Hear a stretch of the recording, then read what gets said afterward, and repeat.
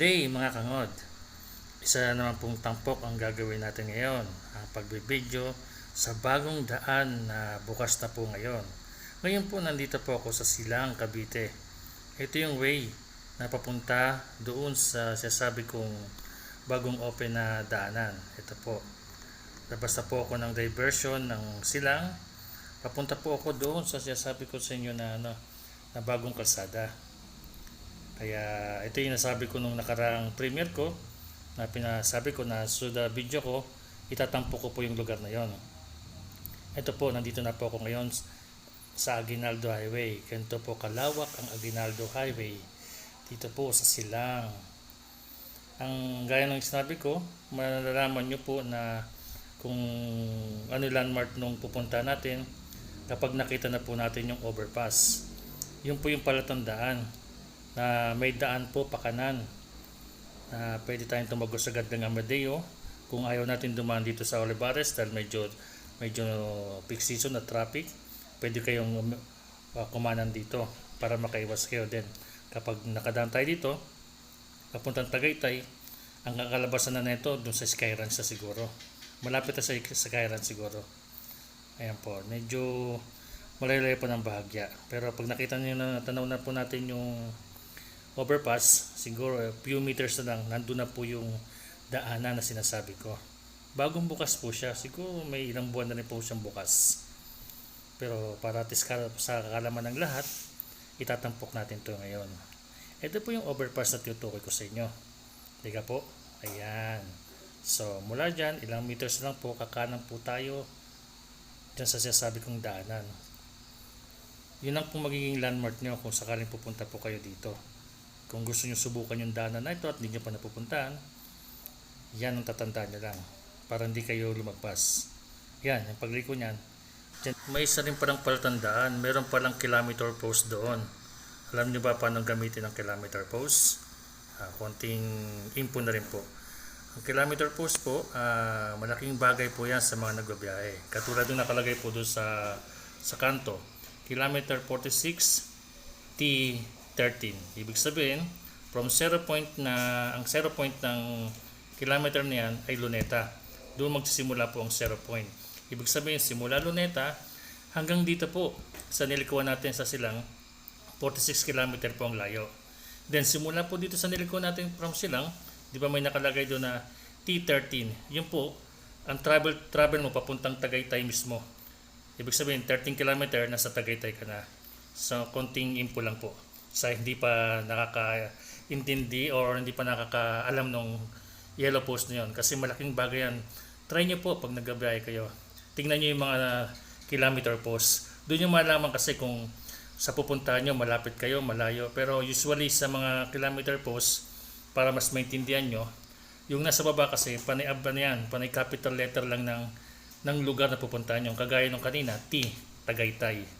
13, yun yung layo mo dun sa Tagaytay. Simula dun sa kanto na yun. Sana nakapaghatid ako ng ng another idea sa inyo. Yung kilometer talaga, given yun. Basta ang 0 point natin, laging Luneta.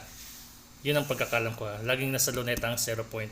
Kahit papunta ka ng norte, papunta ka ng south, or papunta ka kung papuntang Rizal, Luzon, or papunta dito sa doon magsisimula lagi ang 0 point Luneta. Sana laking tulong sa mga nagbabiyahe na katulad ko yung kilometer post. Doon kayo tumingin lagi kapag nagbabiyahe po kayo ng malayuan. So ito po yung sabi kong malaking kalsada. Nararatsyadahan na po natin. Medyo smooth ang takbo natin kasi parang mapakita ko nga sa inyo. Dalawa kasi to, hinahatid po to sa dalawa. Yung isang lalabasan natin sa Dayba na yun, yung way papuntang bayan, papuntang parang diversion din yung papuntang yatang Amadeo. Tapos yung pangalawang kanto niyan, yun yung tinatawag na papuntang bayan mismo ng Amadeo. Tara, diretso natin itong biyahe natin. Panoorin niyo po ako. Let's go!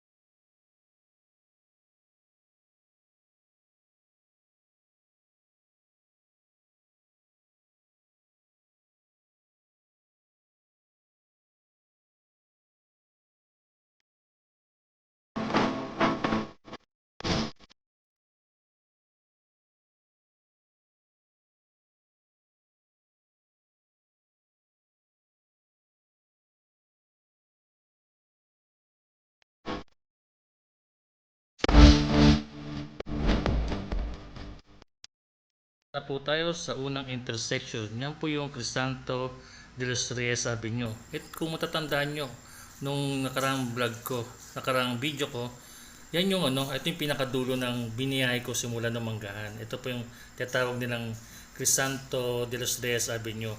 Pag dumiretso ka dyan, andyan po yung palengke, nandiyan yung police station, madadanan po natin yan. Kapag tinuloy-tuloy mo na yan, diretso na yung papuntang Tagaytay po. Pero tatawirin natin yung kabilang kalsada. Ito po yan po yung intersection. Napakaluwag niya po talaga. Kung makikita niyo po, napakagaling yung nag-isip na ito. Talagang kumbaga sa mga nagbabiyahe, maaluwal ang pagbabiyahe ng mga tao rito. Yun, nagbagalaw kasi may dama na police car. Baka tayo mahuli. Ito po ngayon, ito po yung way naman papunta doon sa Pangil. Kung matatandaan nyo sa mga nakaraang vlog ko, dinaanan ko na din yung Pangil na yun. Yung nanggaling po tayo ng 13, pumasok tayo doon sa may Consyo. Dito rin tayo lumabas noon. Parang umikot lang po ako ngayon dito. Dito ako nanggaling kasi sa Silang. Pero pag yan naman, pagdating natin doon sa intersection, may kita naman natin, doon naman ang way papuntang bayan mismo ng Amadeo. At least konting info lang po para kung kayo mali magawi sa lugar na to na hindi inaasahan, at least alam niyo po kahit hindi na kayo tumigil sa Google Map. Nakikita niyo naman po na napaka-clear ng daanan kasi nga bago po taga siya. Wala po siya mga early warning device or ilaw. Sa gabi, ewan ko lang, sigurado madilim pa ito kasi wala pa siyang mga nakalagay na street light. Pero ang alam ko maraming ginagawang subdivision dyan sa kaliwat kanan, parang may mga binibuild up na subdivision kasi may mga may mga agent akong nakikita na tinuturo nila yon. Pero so far, kung baga manggagaling ka doon sa Silang papunta rito, parang babiyahin mo lang siya ng mga 7 minutes, which is kung sakaling dati naman kung sakaling ganun ang biyahe mo, aabot ka ng 30 minutes sa mga old na daanan doon sa may pasong Buhaya 1 tsaka Sahalang. Nako, medyo kasi masikip lang po, hindi naman po siya pang pang maraming motorista, parang maliit lang ang kalsada din naman yun. Kaya siguro inaabot ng traffic din, siyempre hindi kagaya nito na 4 lane talaga.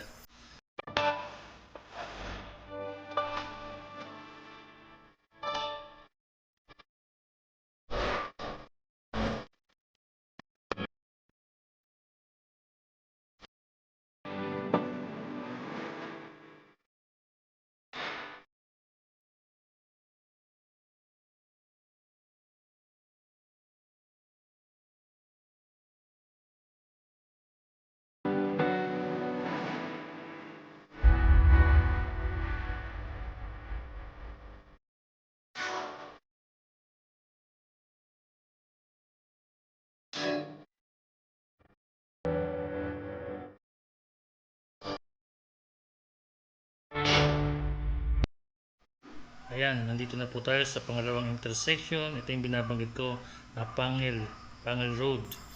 Pakaliwa, papuntang Amadeo, pakanan, papuntang 13. Gustuin ko man sana pumunta ng Tagaytay ngayon, pero mukhang naambon-ambon na po. Kaya nagbablur na po ang ating camera. Medyo tiyatama na po siya ng patak ng ulan. Kaya isipin ko muna na umuwi na lang muna. Balik muna tayo. Kasi baka abutin po tayo ng biglang buhos taga ng ulan. Mahirap na. At tayo'y pagod sa biyahe, baka tayo mapasma. Kung kailan ko mapasma katawan, paano kung mapasma utak? Yari na. Ayan na po. Nag-aambon na po siya. Kaya siguro tatapusin ko na po muna ang aking video ha. Kasi hindi nakakayanin. Kapag diniretso ko pa, baka mabasa na talaga ang ating camera. Pag nabasa ang ating camera, nako, paktay na si Sir Ngod Motovlog. Wala nang hindi na makaka-join sa paggagawa ng mga video kasi isa lang ang ating gadget. Kaya baka naman may mag-sponsor dyan para maging dalawang gadget natin.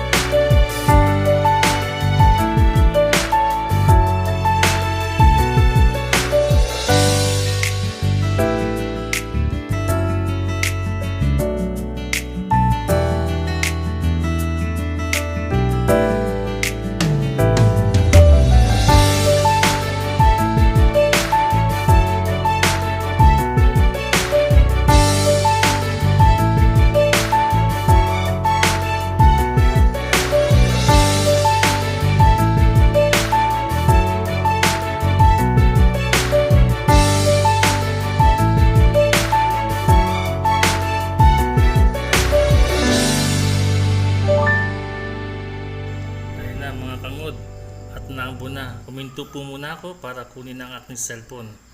Kasi baka mabasa na po taga siya ng ulan. Tatanggalin ko na po sa aking cellphone holder. Konting pakita muna tayo ng ating face. Hello mga kangod.